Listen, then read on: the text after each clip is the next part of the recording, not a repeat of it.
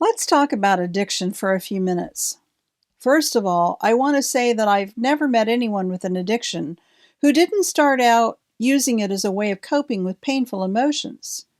It seems innocent enough in the beginning, no matter what the addiction is, and that's how people get caught in the trap. The pain you're trying to avoid doesn't go away, it just gets numbed. And in the process, especially if it's in the context of relational pain, which most pain is relationally based, the addiction becomes another way of driving people apart.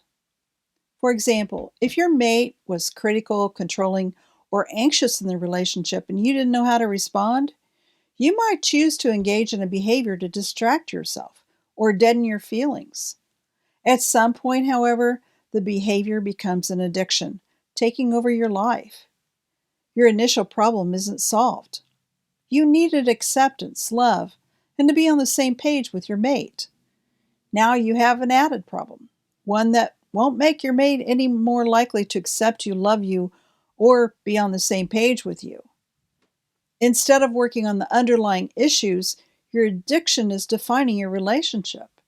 It drives everything that happens going forward. Your critical partner now has even more reason to be critical, and you have even more reason to hold on to your addiction. Now you're in an ugly, vicious cycle. It doesn't only define your relationship, but it also defines you. If this sounds familiar, you know something needs to change. First, you must acknowledge that your behavior has become problematic for yourself and for other people. You have to want something else more than you want to maintain that behavior. Now, that's not going to be easy to do because the addiction, whatever it is, has an immediate payoff. You feel better as soon as you engage, but only for a moment. Then you feel worse, and you know you do. Quitting can be a monumental challenge. Nevertheless, your addiction has to stop so you're free to engage in healthier ways to cope with your pain. That almost always means group support of some kind, such as AA or Celebrate Recovery.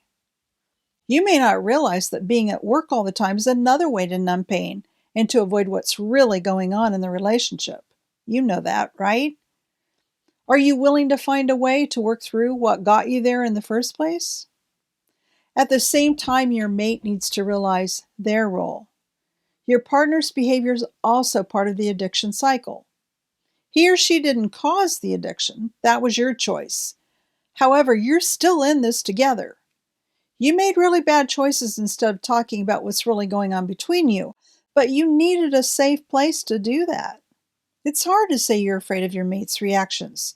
Just remember, your mate doesn't feel safe with you either. Addictions are very complicated and highly complex, but it is possible to get through it. Start by reaching out and asking for help. AA, Al Anon, and Celebrate Recovery are all free and available every day of the week. That means you're without excuse. If you're not the one with a problematic behavior, you can and should still ask for help. Life is short and precious. Don't waste time. Reach out today. Hope and help are yours for the asking.